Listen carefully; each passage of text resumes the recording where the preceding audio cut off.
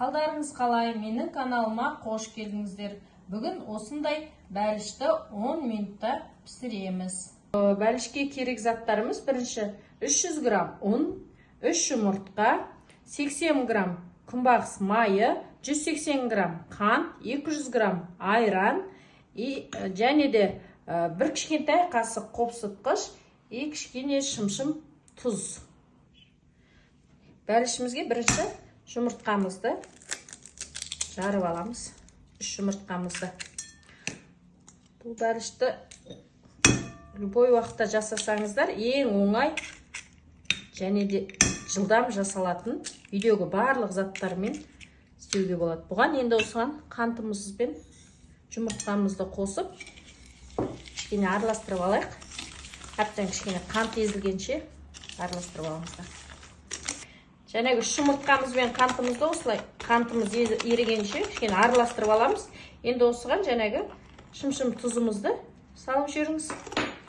Және келесі 80 грамм майымызды, бұдан кейін 200 грамм айранымызды қосамыз. Осының барлығын жақсылап араластырып алайық. Барлығын араластырып, енді мына ұнымызға жәнегі бір шай қасық қопсытқышымызды салып, кішкене араластырып жүрейік. Бісміллә. Араластырып, енді осы ұнымызды ақырындап салып араластырып отырасыздар. Жәнегі мына немізді осындай бірінің қайғып, оның кесегі қалмай, осылай жақсылап араластырып аласыздар. Қыздар, бұл бәлішті лезде бір қонақ келіп қалса да, тез жасай қойсаңыздар, бір 10 минутқа уақыт кетеді. Қыздар, осылай ешқандай комок ештеңе қалмады, онымыз ешқандай. Осылай жақсылап араластырып аласыздар. Осы венчиктің көмегімен де араластырып алсаңыздар болады. Осылай миксер ештеңесі керек емес осыған. Болды. Енді осыны ыдысымызға құямыз.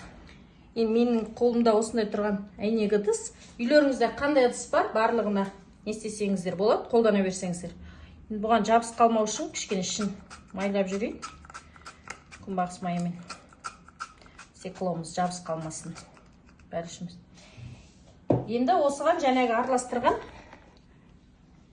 салмамызды осының ішіне құямыз.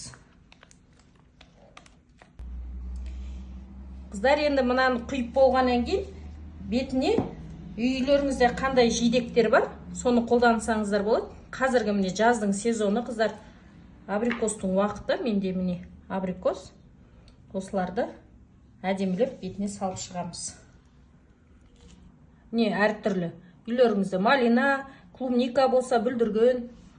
Менде міне осындай абрикоспен. Енді осыны пешке 180 градусқа пісіреміз.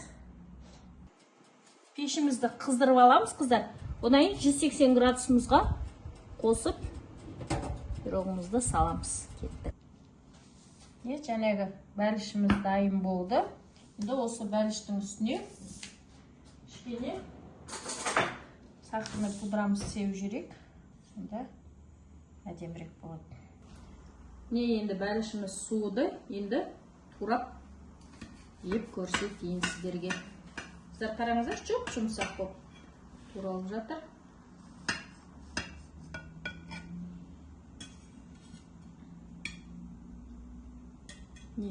Бағанағы салған өрігіміз астына өтіп кеткен екен. Енді осы бәлішімізді жеп көрейік. Жұмсақ. Шошаңыздар, пісірсеңіздер болады. Видеомда аяғына дейін көргендеріңізге көп-көп рахмет. Каналыма тіркеліп, подписка жасап, пікір қалдырып кетсеңіздер болады. Көп рахмет сіздерге. Сау болыңыздар.